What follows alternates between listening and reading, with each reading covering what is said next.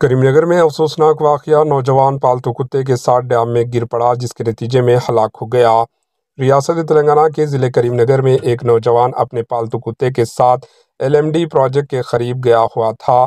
کتے کو سیر کرانے کے دوران نوجوان پانی میں ڈوب گیا جس کے نتیجے میں کتا اور نوجوان کی موت واقع ہو گئی۔ اس نوجوان کی شناخت سائی کے طور پر کی گئی ہے۔ سائی، جو پدما نگر کا رہنے والا ہے، ہفتے کی شام اپنے پالتو کتے کے ساتھ ڈیم کی سیر کروانے کے لیے گیا ہوا تھا۔ کتا پانی کو دیکھ کر پانی کی طرف بھاگ پڑا۔ اس کتے کا پٹا اب سائی کے ہاتھ میں لپیٹ لیا تھا۔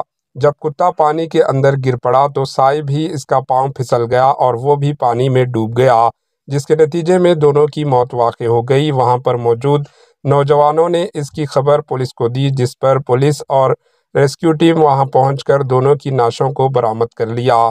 Bureau report, AHN news.